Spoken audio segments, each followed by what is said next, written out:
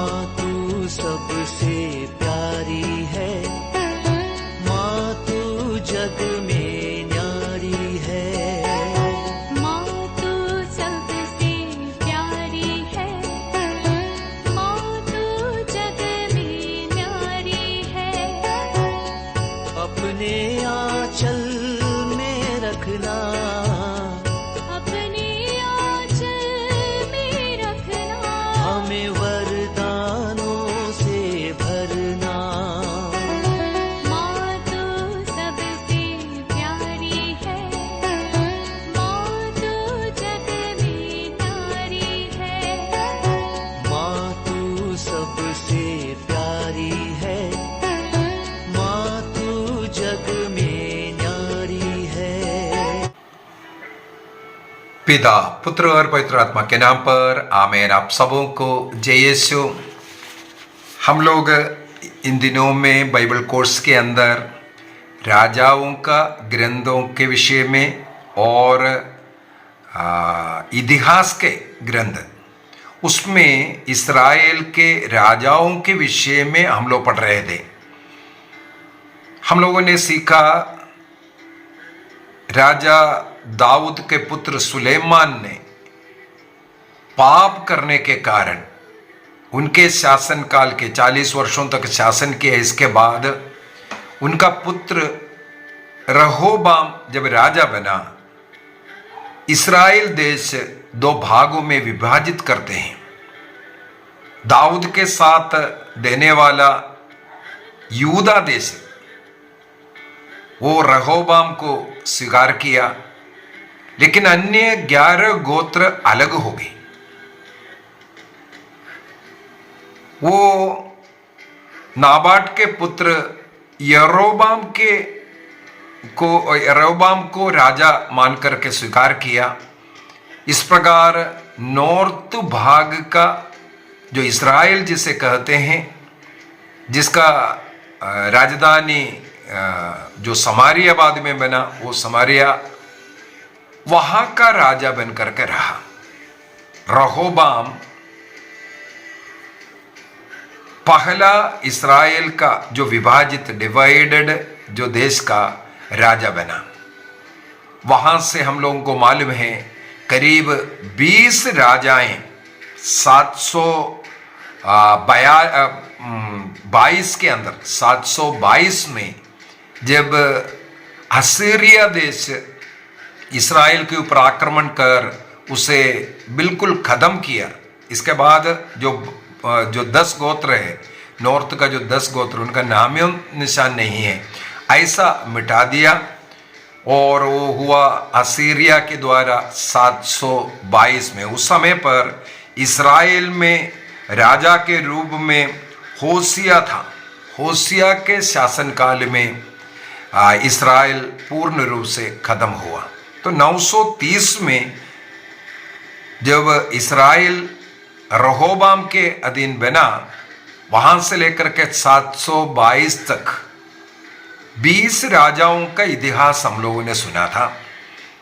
और उन राजाओं के इतिहास के अंदर हम लोगों ने ध्यान से सीखा कि उनमें एक भी राजा के विषय में ये नहीं लिखा है कि वो ईश्वर की इच्छा के अनुसार चला, और केवल एक राजा के विषय में थोड़ा बहुत ईश्वर ने जिस कार्य के लिए उन्हें अभिषेक किया, वो भी एक बात है।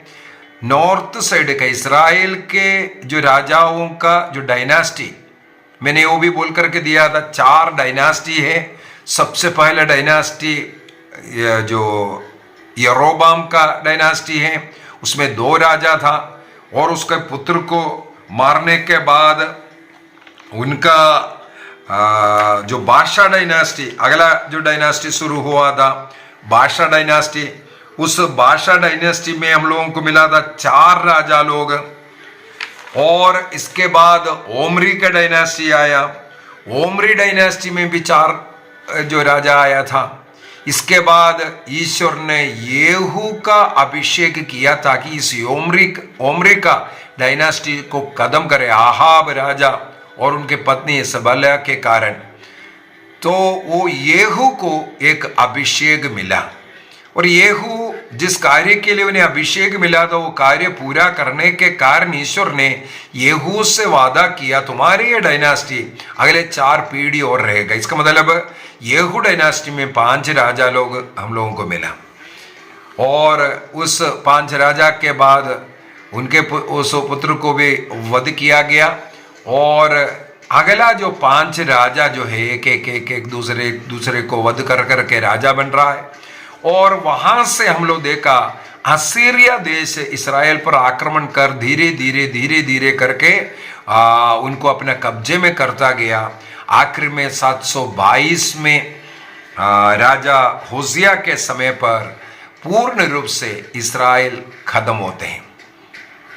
और वहां का एक और बात मैंने इसलिए ये भी बता करके दिया था, उनके उस राजा के विषय में जितने भी वर्णन किया है वहां पर राजमाता कौन है ये नहीं लिखा हुआ है। और ना यरोबाम की डायनास्टी को ईश्वर का आशीर्वाद है, ना बादशाह के डायनास्टी को, ना ओमरी के डायनास्टी को, किसी को केवल येहू के डायनास्टी को ईश्वर ने चुन करके अभिषेक दिया था। इसका उद्देश्य एक विशेष कार्य उन्हें सौंपा था। इस कारण इसके बावजूद भी येहू के विषय में भी लिखा है, येहू भी ईश्वर के नियम के अनुसार नहीं चला, जो उसे अपने इच्छा के अनुसार प्रभु के लिए समर्पित जीवन, प्रभु के नियम के अनुसार जीना चाहिए, तो वो येहू भी नहीं जिया। लेकिन उन्हें जो कार्य सौंपा था ओमरी के डायनास्टी को खत्म करना, अहाब के घराने को मिटाना, वो कार्य उन्होंने किया।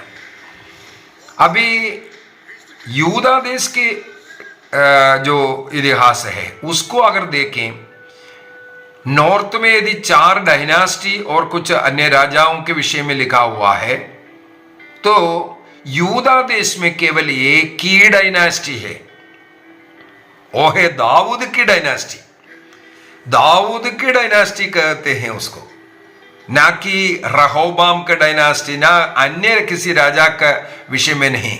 वहां पर हम लोग देखते हैं जिसका जो राजा है उसके मृत्यु के बाद उनका पुत्र बनते हुए जा रहा है। इसका मतलब दाऊद को ईश्वर की ओर से जो अभिषेक मिला, सुलेमान को जो अभिषेक मिला, वो अभिषेक चलता जा रहा है, चलता जा रहा है, चलता जा रहा है। और उसके अंदर सबसे हम लोगों को सीखने के लिए, उतरने के लिए जो एक सीख ये मिलता है कि यूदा के राजाओं में वहां पर भी 20 राजा मिल रहा है, लेकिन उनमें से केवल 8 राजाओं के विषय में लिखा है वे लोग ईश्वर के मार्ग पर चलता था, अपने पिता दाऊद के समान। क्योंकि देखो दाऊद डायनास्टी है, इसलिए दाऊद का नाम लिया जाता था। प्रभु के प्रति प्रेम रखने वाला, विशेष रूप से उस यूदा डायनास्टी के यूदा राजाओं में हम लोगों को मिलेगा 2 ऐसे राजा जो दाऊद के समान ईश्वर के साथ रहने वाला, वो है हिजकिय्याह और योशिया। हिजकिय्याह और योशिया जो राजा, 2 राजा विशेष रूप से, और जोशिया के विषय में यह भी लिखा हुआ है इसके समान अन्य कोई राजा नहीं रहा, वो पूर्ण रूप से दाऊद के समान। क्यों लिखा है? हिजकिय्याह के विषय में भी हम लोगों ने सीखा, योशिया के विषय में भी हम लोगों ने सीखा, वे दोनों ईश्वर के पवित्र मंदिर को प्यार करने वाला था, मंदिर का पुनरुद्धार करने वाला था। मंदिर का जो जीर्णावस्था है उससे रिनोवेट कर करके वहां पर पुनः आराधना और बलियां शुरू करने वाला था। ईश्वर के नियम को हृदय से चाहने वाला, विशेष रूप से ईश्वर के मंदिर के प्रति वफादार रहने वाला। हम लोगों को मालूम है जब दाऊद राजा बना तब दाऊद अपने लिए एक महल बनाया, और उस महल में जब रहने लगा उनको बहुत दुख लगा। उसने कहा मैं एक महल में रह रहा हूं, लेकिन प्रभु की मंजूषा अभी भी तंबू में रह रहा है, इसलिए मैं प्रभु के लिए एक मंदिर बनाऊंगा। सबसे पहले ईश्वर के लिए एक मंदिर बनाने का योजना, एक प्रेरणा दाऊद के मन में आया। लेकिन ईश्वर ने नाथान नबी के द्वारा उसे आश्वासन देते हुए कहा, तुम्हारे हाथों से बहुत कत्ले हुए हैं, रक्त बहाया है, इसलिए तुम्हारे समय पर नहीं, तुम्हारे पुत्र के समय पर यहां पर मंदिर बनेंगे। ये नबी नातान के द्वारा ईश्वर ने दाऊद को आश्वासन दिया। लेकिन दाऊद ने उस समय से ईश्वर के मंदिर के लिए सामान इकट्ठा करना शुरू किया, सारे तैयारी शुरू किया। उनके मृत्यु के पहले राजा सुलेमान से यही आग्रह किया, प्रभु के लिए मंदिर बनाना, क्योंकि इनके मन में प्रभु के लिए मंदिर बनना, प्रभु के लिए मंदिर, प्रभु के मंदिर के प्रति वो आस्था था, प्रभु का मंजूषा के प्रति आस्था था। मैंने इन बीती क्लासों के अंदर ये भी बताया, जब वो यरूशलेम छोड़ करके भाग रहा था अपना प्राण बचाने के लिए, उनका पुत्र उन्हें वध करेगा ये डर के कारण वो भाग रहा था, तब जो प्रीस्टों ने, याजकों ने प्रभु का ये मंजूषा लेकर के उनके साथ चल रहा था, लेकिन उन्होंने मना किया, नहीं, ये प्रभु का मंजूषा यहूदा देश को छोड़ करके बाहर नहीं जाना चाहिए, यरूशलेम छोड़ करके बाहर नहीं जाना चाहिए, क्योंकि इस्राएलियों का, यहूदियों का दीपक है ये इस्राएल का ईश्वर, उनके साथ रहने वाला जगह ये यरूशलेम होना चाहिए। यरूशलेम से निकालने के लिए उन्होंने मना किया और जो याजकों को वहां पर नियुक्त किया, तुम लोग यहां रहो। अन्य लोग वहां से छोड़ करके गया, लेकिन प्रभु के मंजूषा को यरूशलेम से दूर करने के लिए दाऊद ने मना किया। वो कितना ईश्वर के मंजूषा के प्रति भक्ति करता है। और एक कार्य हम लोग देख सकता है, दाऊद राजा बनते ही उन्होंने ईश्वर का मंजूषा जगह रखा हुआ था। फिलिस्ती लोगों ने उसको कब्जा किया था 7 महीनों तक उनके हाथ में। इसके बाद अबीनादाब के घर में आ गया था, वहां से वो नाच गाना के साथ लेकर के दाऊद नगर लेकर के आया, वहां स्थापित किया। इतना अधिक प्रभु के मंजूषा को आदर सम्मान देने वाला व्यक्ति के रूप में हम लोग देख रहा है दाऊद को। इसलिए दाऊद को ईश्वर ने अनुग्रह दिया, आशीर्वाद दिया। प्रभु के मंजूषा को, प्रभु के मंदिर का आदर करने वालों को प्रभु आदर कर रहा है। तो यहूदा देश के अंदर 2 राजाओं के विषय में मैंने इसलिए कहा, हेसेकिया राजा और योशिया राजा, ये दोनों ईश्वर के मंदिर को आदर किया, ईश्वर के मंजूषा को आदर किया। इसलिए प्रभु का अनुग्रह आशीष उन पर भी आता है। उनके नाम इसलिए विशेष रूप से वहां पर लिखा गया। प्रभु के मंदिर का पुनरुत्थान करने वाला, रिनोवेट करने वाला उन राजाओं को भी ईश्वर ने मान सम्मान दिया। तो आज के क्लास में विशेष रूप से उस यरूशलेम मंदिर के विषय में है, यरूशलेम मंदिर के विषय में मैं लेना चाहता हूं। सबसे पहले निर्गमन ग्रंथ अध्याय 25 से लेकर के 31 तक हम पढ़ेंगे। एक्सोडस चैप्टर 25 to 31 और 35 से लेकर के 40 तक प्रभु के मंजूषा को बनाने के विषय में और मंजूषा को रखने वाला तंबुओं का निर्माण कैसे करना है और वहां पर बलियां कैसे अर्पित करने, ये सब नियम ईश्वर ने जो दिया, उस नियम को मूसा नबी के द्वारा दिया था। और मूसा नबी ने मरुभूमि के उस प्रदेश में उस यात्रा के समय पर प्रभु का मंजूषा बनाया और उस मंजूषा में प्रभु का आज्ञाओं को रखना और जिस प्रकार जिस रूप से बोला उसी के अनुसार उसको बनाया। इसका मतलब सुलेमान को अभी ईश्वर का मंदिर भी उसी रूप में बनाना है। और हम लोगों को इतिहास का पहला ग्रंथ अध्याय 28 इतिहास का पहला ग्रंथ क्रॉनिकल, फर्स्ट क्रॉनिकल चैप्टर 28 वाक्य 11 से लेकर के 19 तक दाऊद अपने पुत्र सुलेमान से किस प्रकार ईश्वर का मंदिर बनाना है, यह सब उपदेश देता हुआ हम लोग पढ़ सकते हैं। सामुएल का दूसरा ग्रंथ उसके अध्याय 7 वाक्य 2 से आगे अगर हम पढ़ेंगे, वहां पर दाऊद अपने छाती पीट कर रोते हुए कहते हैं, मैं तो एक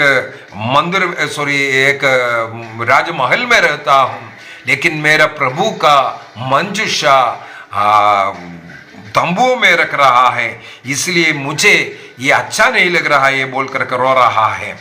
और हम लोग देखते हैं यहां पर नाथान नबी आकर के एक आश्वासन देता है। लूकस के सुसमाचार अध्याय 1 वाक्य 32 के अंदर स्वर्गदूत गब्रिएल जो अनाउंस करता है दाऊद के पुत्र ईसा मसीह के विषय में, और वहां पर भी हम लोगों को यही आश्वासन जो नाथान नबी के द्वारा जो मिल रहा है, तुम्हारा पुत्र के द्वारा, वो पुत्र में हमें अभी धीरे धीरे जाना है। और वो स्वर्गदूत गब्रिएल माता मरियम को भी उसी के विषय में अनाउंस कर करके दे रहा है। इतिहास का ग्रंथ अध्याय 28 वाक्य 3 को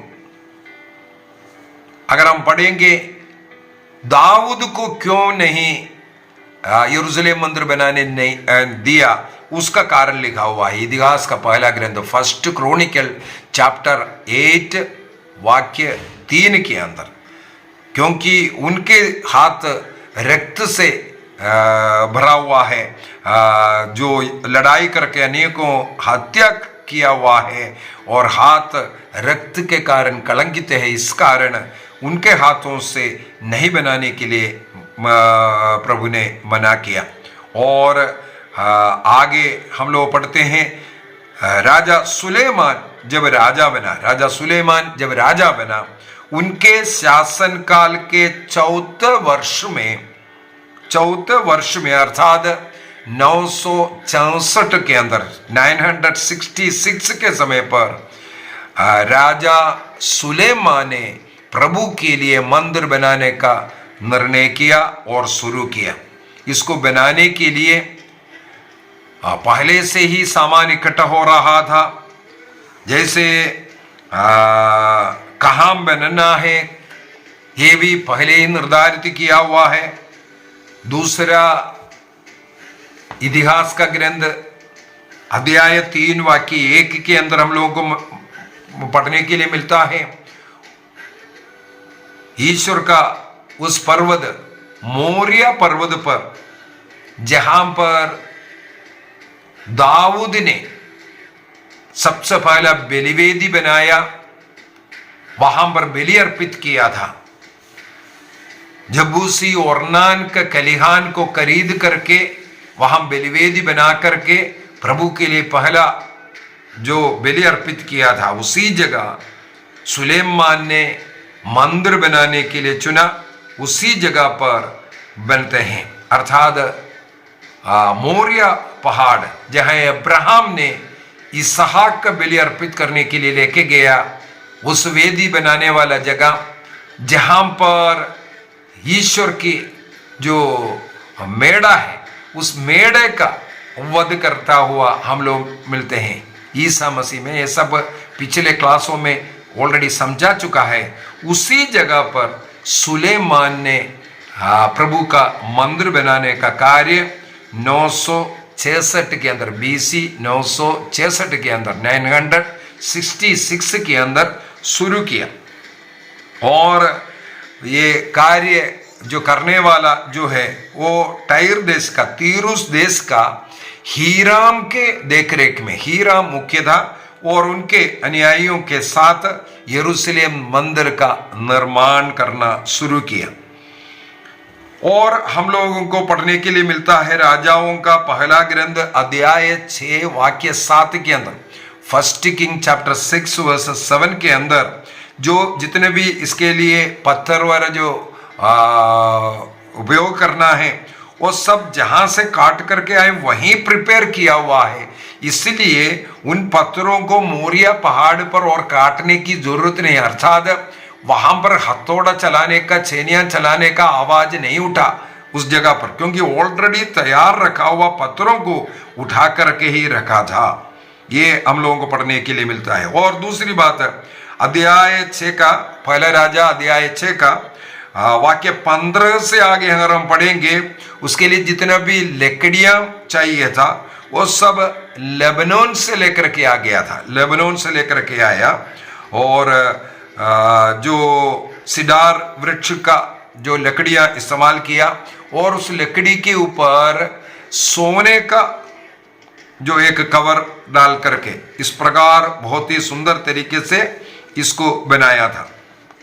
और राजाओं का पहला ग्रंथ अध्याय 7 के अंदर अगर पढ़ेंगे, वहां पर वाक्य 23 से आगे 23 से 26 तक पढ़ेंगे, वहां पर यहूदियों का जो शुद्धिकरण के लिए एक बहुत बड़ा, उसका नाम ही सी रखा था, उतना बड़ा एक पात्र ब्रोंज से बना कर रखा हुआ था, रिचुअल वॉशिंग के लिए इस्तेमाल करने वाला जो पात्र है। इस प्रकार के यह निर्माण कार्य 7 वर्ष लिया। 7 वर्ष के बाद 957 में मंदिर का निर्माण कार्य पूरा हुआ। मंदिर का निर्माण कार्य, ये सब कार्य हम लोगों को राजाओं का पहला ग्रंथ अध्याय 5 से लेकर के 8 तक और इतिहास का दूसरा ग्रंथ अध्याय 2 से 7 तक अगर पढ़ेंगे, मंदिर का निर्माण के विषय में क्या क्या इस्तेमाल किया, कैसे कैसे है, यह सब वर्णन वहां पर हमें मिलेगा।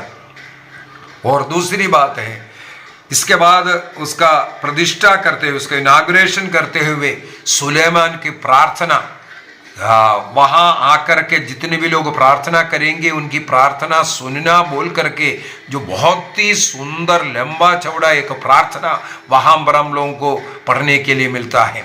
वहां केवल यहूदियों के लिए नहीं, विदेशी लोग, अन्य जाति के लोग वहां आ सकता है। लड़ाई के पहले, लड़ाई के समय पर वहां आकर के प्रार्थना कर सकते हैं। बीमार लोग आएगा, कर्ज में डूबे लोग आएगा, ऐसे कौन कौन ईश्वर के मंदिर में आएंगे, उनकी प्रार्थना, तुमने ये जगह को चुना है, वहां पर आकर के प्रार्थना करने वालों की प्रार्थना तुम सुनना बोल करके सुलेमान प्रार्थना भी करते हैं। और वो बहुत ही सुंदर कई सीख हमें वहां से मिलता है। सबसे पहले, जैसे मैंने पहले कहा था, हिजकिय्याह, योशिया और दाऊद, ये यूदा राजा लोग ईश्वर के मंदिर के प्रति इतना भक्ति करता था और प्रभु के मंजूषा के प्रति इतना भक्ति करता था, उनका नाम यूदा राजाओं में आगे रखा हुआ है। मान सम्मान ईश्वर से मिला है। हमारे जीवन में भी ईश्वर का मंदिर से जुड़ा हुआ, ईश्वर के वेदी से जुड़ा हुआ जीवन होना जरूरी है। कई पाषंडताएं इसके ऊपर चल रहा है। मंदिर की जरूरत नहीं है, चर्च की जरूरत नहीं है, पर्दा फट गया है, इसलिए मंदिर सब समाप्त हुआ है, केवल डायरेक्ट ईसा मसीह से प्रार्थना कर लो। ये सब बोल करके लोगों को ईश्वर से, ईश्वर का मंदिर से, ईश्वर के वेदी से दूर करने वाला पाषंडता मिलेगा, उनसे आप दूर रहना। ये राजाओं का इतिहास को मैं इसलिए गहराई से आप लोगों को सिखा करके आया, उस पर ध्यान रखना। अभी मंदिर का कुछ भाग के विषय में भी हमें जानने की जरूरत है। जैसे ईश्वर ने प्रभु का मंजूषा रखने के लिए जो तंबू बनाने का आदेश निर्गमन ग्रंथ के अंदर जो सिखाया था, उसके अनुसार वहां बनाया था, उसी प्रकार यहां पर भी बनता हुआ हम लोग देखते हैं। निर्गमन ग्रंथ अध्याय 25 वाक्य 25 से लेकर के 31 तक और अध्याय 35 से लेकर के 40 तक, exodus chapter 25 to 31 chapters, 35 to 40, वहां पर किस किस प्रकार बनाया था, तंबू में क्या क्या कार्य कौन करना, क्या देखभाल करना, सब नियम वहां दिया। उसी के अनुसार और जो दाऊद ने अपने पुत्र सुलेमान को जो बताया था, उसके अनुसार वहां पर बना है। इतिहास का ग्रंथ अध्याय 28 वाक्य 3 में हम लोग ये पढ़ सकते हैं। और आगे हम लोग देख सकते हैं इसका भाग कौन सा भाग है।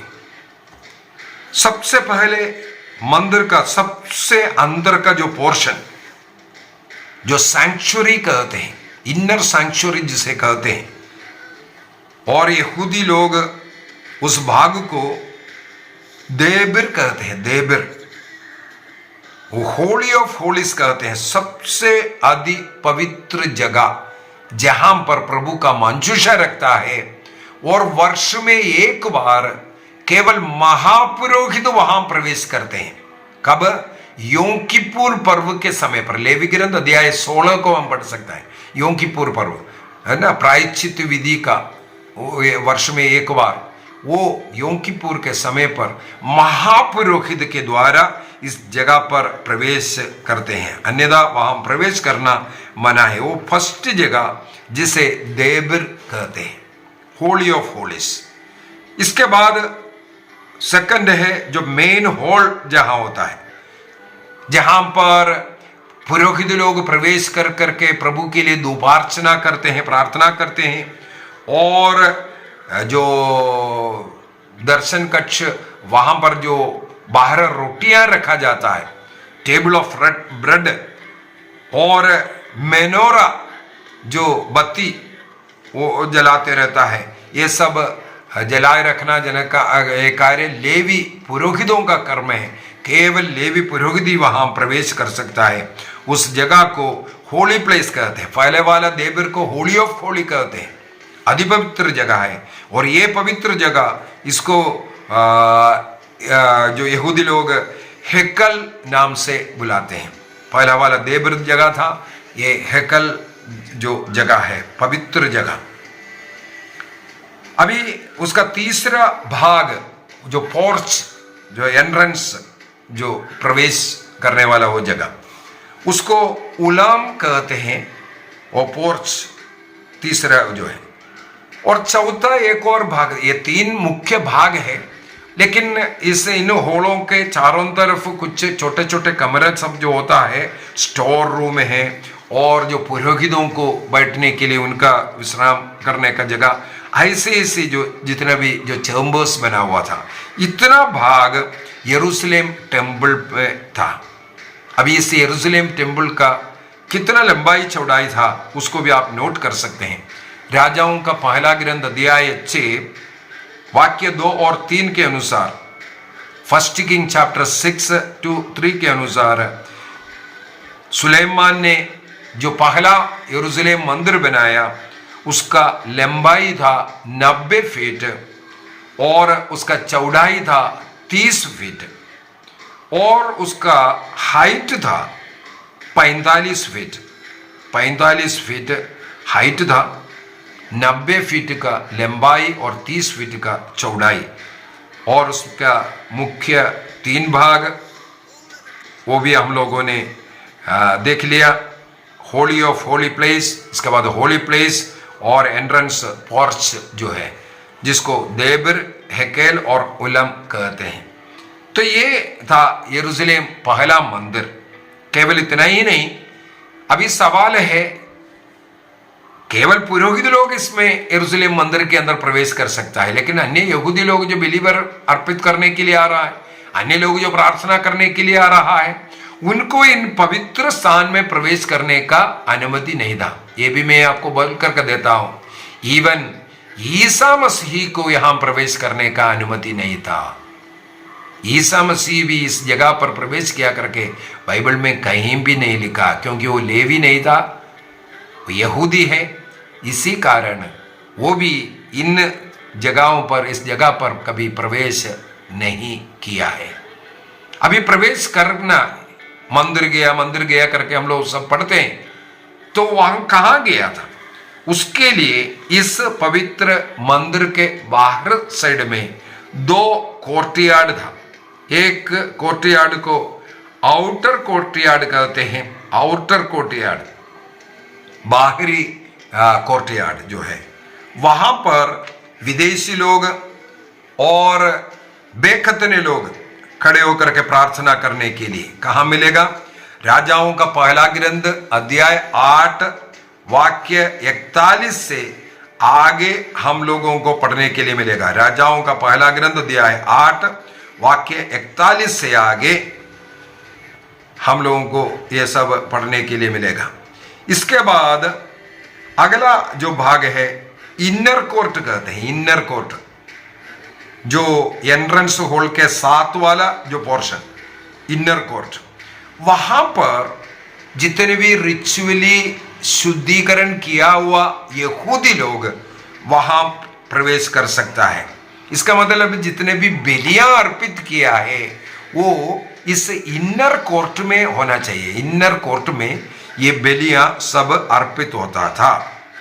और दूसरी बात है, इनर कोर्ट में अगर बलियां अर्पित करना है वहां पर उसके लिए वेदी होना है। उसके विषय में भी हम लोगों को दूसरा इतिहास का ग्रंथ 2 क्रॉनिकल चैप्टर 4 वाक्य 1 अध्याय 4 वाक्य 1 में ये पढ़ने के लिए मिलता है कि इस इनर कोर्ट के अंदर जो कुछ रिचुअल्स चलना है, बलियां अर्पित करना है, उसके लिए कांसे का एक बहुत बड़ा बलिवेदी था। वहां पर 30 फीट लंबाई, 30 फीट चौड़ाई और 15 फीट ऊंचाई का एक वेदी वहां पर कांसे का बनाया हुआ था, जिसके ऊपर बलि अर्पित करने का विषय में और बलिवेदी के विषय में सब हम लोग जो बाइबल में जितना भी पढ़ रहा है वो इसके है। कहां पर है?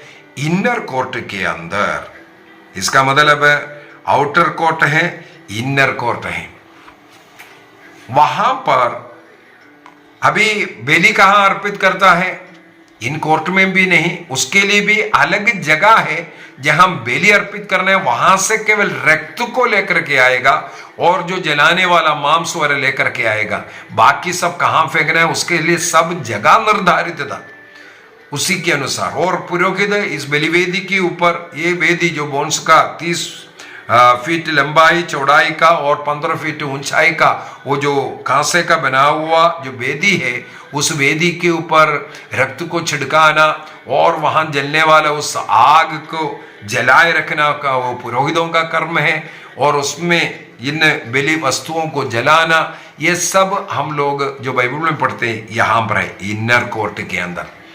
इसका मतलब है ईसा मसीह मंदिर का शुद्धिकरण किया करके लिखा। कई लोगों का एक गलत फेमिन है, एक गलत विचार है, सीख है कि प्रभु ने उस मंदिर के अंदर प्रवेश किया। सुलेमान ने जो मंदिर 90 फीट लंबाई का जो बनाया, 30 फीट चौड़ाई, ये जो बनाया हुआ उस मंदिर के अंदर ये जो बिजनेस वाला जो बेचने वाला, कबूतर बेचने वाला, ये सब वहां नहीं था। वे लोग कहाँ था?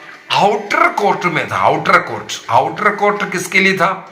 विदेशियों के लिए, विशेषकर जो बेखतने लोगों के लिए, जो प्रार्थना करने वाला जो जगह था। और ईसा मसीह इनर कोर्ट में ही आकर के जो भाषण वगैरह देना, वो सब हम लोग पढ़ सकते हैं। बाइबल के अंदर लिखा हुआ है, वहां वो प्रवेश कर करके कार्य किया है।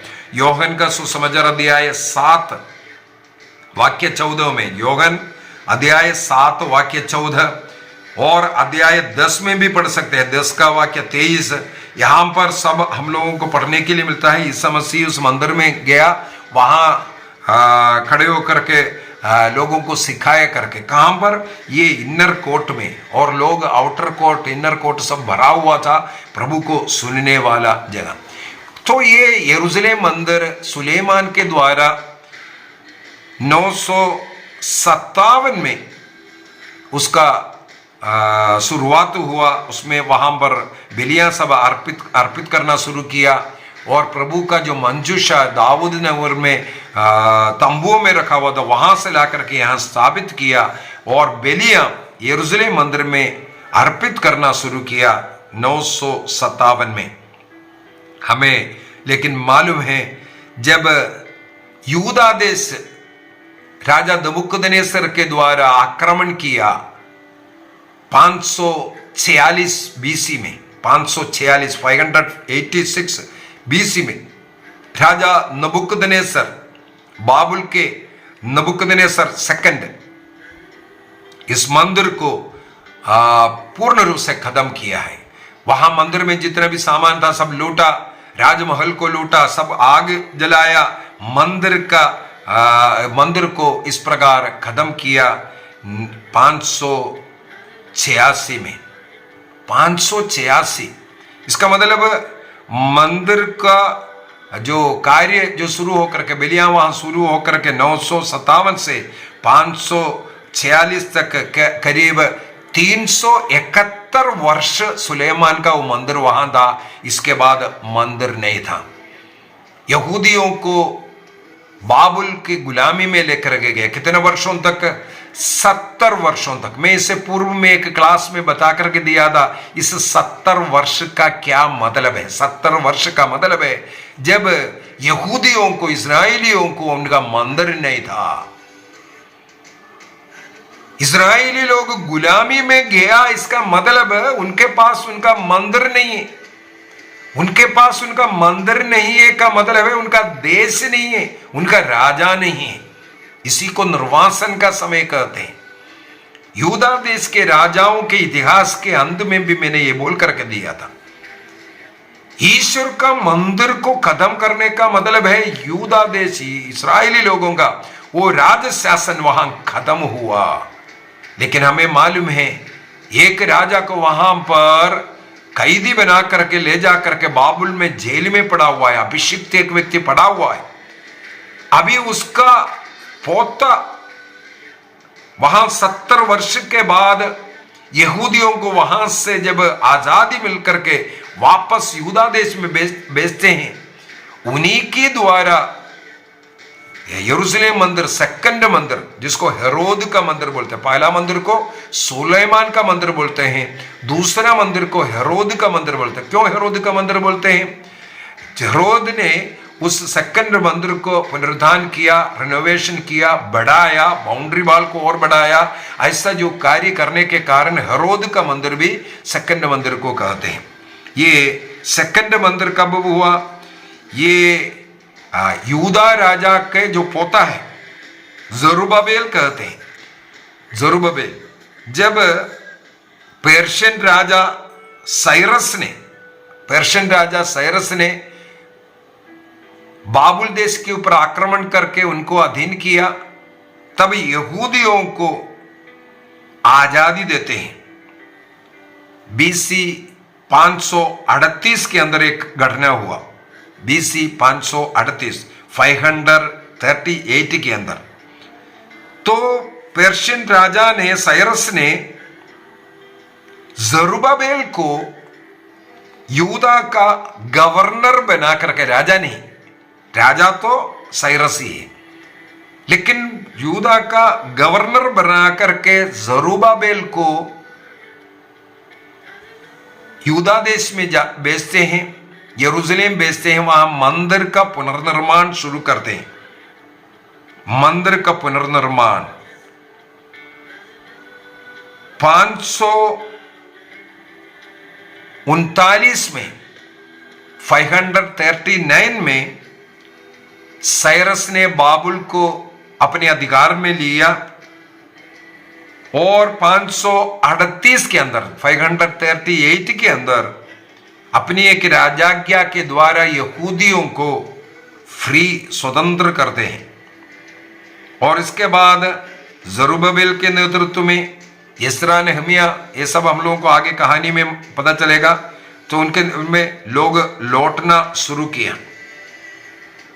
तो यूदा के राजा यहोयाकिन वहां पर गिरफ्तार जेल में पड़ा हुआ था। उनका पोता है ये जरुब्बाबेल। इसका मतलब यूदा राजा, मैंने बोला अभिषिक्त राजा, उसका पोता का मतलब वो अभिषेक जरुब्बाबेल में है।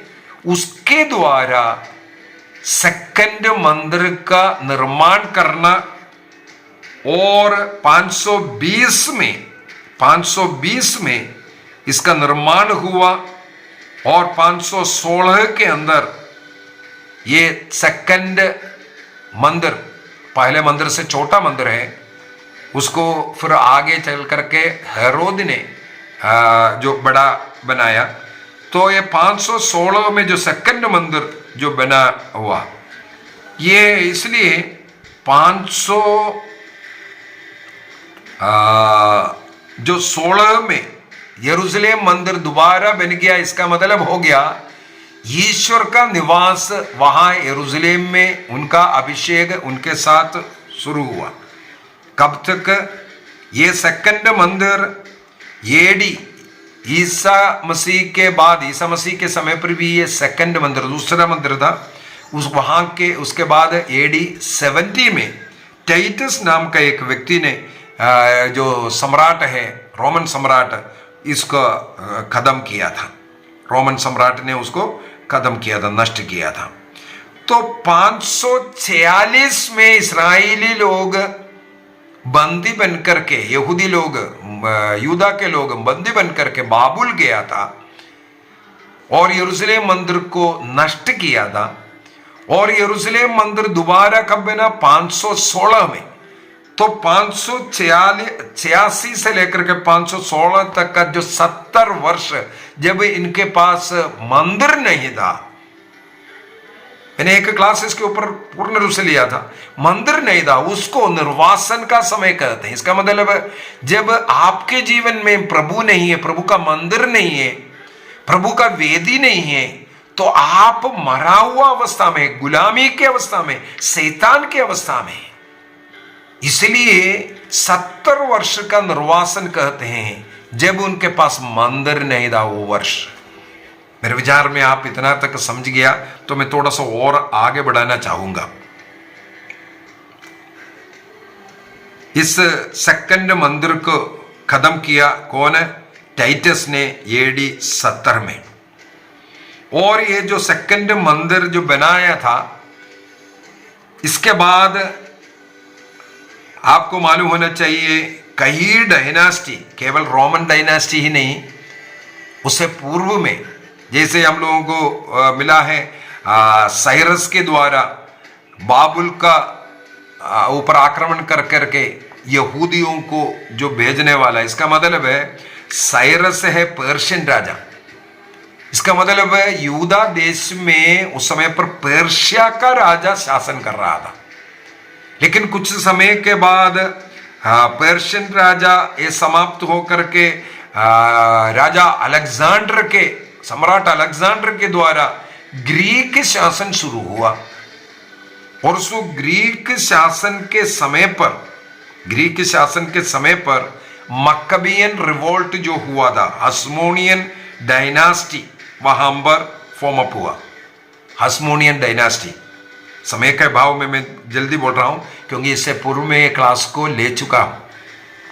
वो है BC 164 से लेकर के BC 63 तक हस्मोनियन। उस हस्मोनियन के समय पर रोमन सम्राट आकर के रोमा साम्राज्य यहूदिया में आ रहा है, वो है AD 70 तक। इसका मतलब यरूशलेम मंदिर केवल पर्शियन राजा के समय पर नहीं, ग्रीक जो सम्राटों ने शासन किया उस समय पर भी था। इसके बाद मक्काबियन रिवोल्ट के बाद हस्मोनियन जो शासन किया उनके समय पर भी था। इसके बाद रोमा साम्राज्य उस समय पर भी था। AD 70 तक ये सेकंड मंदिर था। अभी सेकंड मंदिर AD 70 में समाप्त होने के बाद भी कुछ बातें हैं। उसी जगह पर AD 133 में रोमन साम्राज्य ने हद्रियन जो सम्राट, रोमन सम्राट हद्रियन ने वहां पर एक जुपिटर का मंदिर बनाया उसी जगह पर। इसके बाद तो तुरंत उसको गिराया गया।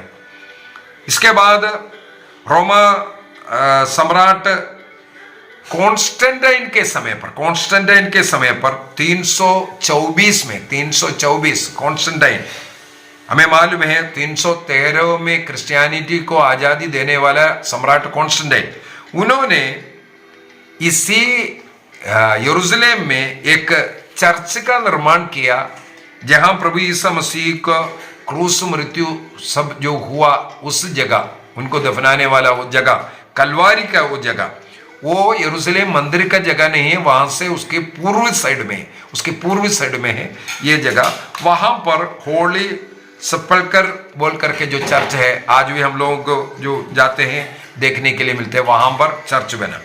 लेकिन एडी 638 में 638 में जब अरब लोग जो मुस्लिम राष्ट्र जब इस यरूशलेम पर आक्रमण किया, उन्होंने उस जगह पूरा तोड़ फोड़ कर करके जहां यरूशलेम मंदिर था उस जगह पर उन्होंने अपना एक मॉस्क बनाया जिसको डोम ऑफ रॉक कहते हैं, डोम ऑफ रॉक कहते हैं। और उसका कई बार रिनोवेट वगैरह कर करके अभी भी वहां पर डोम ऑफ रॉक है। यरूशलेम मंदिर का केवल बाउंड्री वाल भी है करके बोल रहे, वो बाउंड्री वाल है या मंदिर का एक भाग भी हो सकता है, वो हम लोगों को आज देखने के लिए मिलता है। 1948 के अंदर इस्राएल स्वतंत्र हो गया, इंडिपेंडेंट हो गया। तब उन्होंने उस टेम्पल माउंट को अपने कब्जे में कर दिया, डिस्प्यूटेड एरिया बन गया। इस्राएल और फलस्तीन के बीच में वो डिस्प्यूटेड था और फलस्तीन उसको कब्जा कर रखा था क्योंकि वहां वो मॉस्क होने के कारण। लेकिन 1967 के 6 डेज वार कहते हैं, इस्राएल के चारों तरफ के राष्ट्र मिलकर के, इसलिए विशेषकर जो मुस्लिम राष्ट्र मिलकर के उसके ऊपर वार कर रहा था, लड़ाई कर रहा था। तो इस्राएल अकेला 6 दिन से सभी राष्ट्रों को पराजित कर उस टेम्पल माउंट को अपने कब्जे में किया था। और आज इस्लामिक वक्फ जो बोर्ड है उसके ऊपर गवर्नेंस है, लेकिन कंट्रोल है इनका ही, यहूदियों का, इस्राएल के अधीन में है। और इस्राएली लोग तीसरा मंदिर का स्वप्न देख रहा है वहां पर बनने का, क्योंकि यहूदियों का मंदिर का वो जगह है। अब्राहम ने अपने पुत्र इसहाक का बलि अर्पित करने के लिए लेकर के जाने वाला जगह, दाऊद ने प्रभु के लिए बलिवेदी बना करके बलि अर्पित करने वाला जगह, सुलेमान ने जब मंदिर बनाया, और इसके बाद दूसरा जरुब्बाबेल के नेतृत्व में जो मंदिर बनाया, दूसरा मंदिर बनाने वाला जगह जिसको रोमियो ने तोड़ करके खत्म किया है, वहां पर यहूदियों का मंदिर होना चाहिए, ये आग्रह करते हैं। लेकिन अभी तक क्यों नहीं बन पा रहा है, इसके पीछे का कारण है सत्य मंदिर, यरूशलेम मंदिर, वहां जो बिल्डिंग नहीं। प्रभु कहते हैं प्रभु का शरीर जो कलीसिया है वो है प्रभु का निवास स्थान, प्रभु का कलीसिया। प्रभु ईसा मसीह योहन का सुसमाचार अध्याय 2 वाक्य 19 से 21 तक बोलते हैं, ये मंदिर को शिष्य लोग यरूशलेम मंदिर को दिखा के कितना सुंदर बनाया हुआ है ये सब बोल रहा है, क्योंकि हेरोद ने बहुत ही सुंदर तरीके से उसको मॉडिफाई सब किया था, उसको देख करके बोला है। तब प्रभु कहते हैं उसको डालो, इसको मैं 3 दिन में खड़ा कर दूंगा। अर्थात ईसा मसीह ने अपने शरीर रूपी मंदिर का, अर्थात कलीसिया रूपी मंदिर के विषय में ये कहा था। इसलिए मत्ती का सुसमाचार अध्याय 26 वाक्य 61 के अंदर, मैथ्यू चैप्टर 26:61 के अंदर हाई प्रीस्ट ने, महापुरोहित ने भी यही ईसा मसीह के ऊपर अभियोग लगाया था। इसने कहा था कि मंदिर को तोड़ने के लिए, नष्ट करने के लिए, उसको खड़ा करने के विषय में। ऐसे इसे बोलने के पीछे का एक कारण यह है। यदि हम लोग इब्रानियों का ग्रंथ, इब्रानियों का पत्र अध्याय 10 वाक्य 19 से 22 तक पढ़ेंगे, जो कोई क्रिस्त में विश्वास करते हैं और क्रिस्त के रक्त के द्वारा जो क्रिस्त पाप मुक्ति प्राप्त कर करके और प्रभु के उस शरीर रूपी मंदिर के साथ जुड़ा हुआ है, वो जो कलीसिया, ईसा मसीह ने जिस कलीसिया का निर्माण किया, उस कलीसिया का सदस्य बन करके जो जीवन जी रहा है, प्रभु के नियम के अनुसार पवित्र जीवन जीने के लिए पाप स्वीकार संस्कार और प्रभु का शरीर रक्त को ग्रहण कर आनंद जीवन का जो कार्य, वचन एवं प्रभु का शरीर रक्त, इसको ग्रहण कर प्रभु के साथ जुड़े रहने वाला उस समुदाय, मृतकों का, जीवितों का उस समुदाय प्रभु का सचमुच मंदिर है।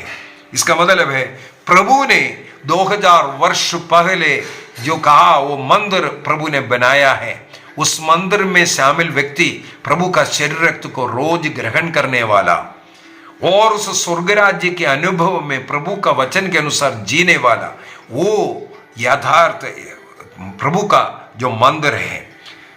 हम लोग यदि कुरिन्थियों का पहला पत्र अध्याय 3 वाक्य 16-17 में पढ़ेंगे, वहां पर भी प्रभु ये कहते हैं शरीर ईश्वर का मंदिर है। शरीर सचमुच में ईश्वर का मंदिर हम स्वयं हैं। हम जब मिलकर के एक क्रिस्त में एक बन करके जब रहता है, वो मंदिर का रूप है। और एफेसियों का पत्र अध्याय 2 वाक्य 19 और 19 से लेकर के आगे क्रिस्त उस कलीसिया का कोने का पत्थर है और प्रेरितों और नबियों के नींव पर उसको खड़ा किया हुआ है। प्रेरितों और नबियों के नींव पर ईसा मसीह जिस मंदिर का कोने का पत्थर है, वो कलीसिया के विषय में। और रेवलेशन चैप्टर 21 वाक्य 22 के अंदर में भी हम लोग पढ़ सकते हैं, क्रिस्त है उस मंदिर, क्रिस्त है उस मंदिर। इसीलिए हम लोगों को ईश्वर के उस मंदिर के प्रति एक आग्रह, मैं स्वयं पवित्र बन करके प्रभु का शरीर बन करके, शरीर रक्त को ग्रहण करने वाला, मुझे यीशु के समान बन करके जीवन जीना है। और प्रभु के भक्ति करने के लिए, प्रभु से जुड़ने के लिए इस संसार में जो प्रभु का मंदिर है और प्रभु का वेदी है, उससे जुड़ा हुआ जीवन जी करके हमें प्रभु के लिए एक मंदिर बन करके रहने की जरूरत है। आइए हम अपनी आंखें बंद करें और एक निर्णय करें। प्रभु ने इस संसार में रहते वक्त पेतरुस से कहा, तुम पेतरुस अर्थात पत्थर हो, चट्टान हो, और इस चट्टान पर मैं अपने कलीसिया बनाऊंगा। एफेसियों के पत्र में संत पौलुस लिखते हैं, क्रिस्त उस कलीसिया का कोने का पत्थर है और उससे जुड़ा हुआ नींव है प्रेरित लोग और नबी लोग। उनकी शिक्षा के अनुसार उनसे जुड़े हुए जीवन जीने के लिए इस संसार में प्रभु का मंदिर है, प्रभु का वेदी है। उस वेदी से जुड़ा हुआ जीवन हम लोग जी करके स्वर्ग राज्य के लिए योग्य जीवन जी सकते हैं। निर्णय कीजिए पवित्र जीवन जीने का, प्रतिदिन मिस्सा बलिदान, प्रतिदिन प्रभु का वचन को ग्रहण करना और उस वचन के अनुसार पवित्र जीवन जीना। इसके लिए प्रभु हमें आशीष दे, कृपा दे। पिता, पुत्र और पवित्र आत्मा के नाम पर आमीन। आप सबों को जय यीशु।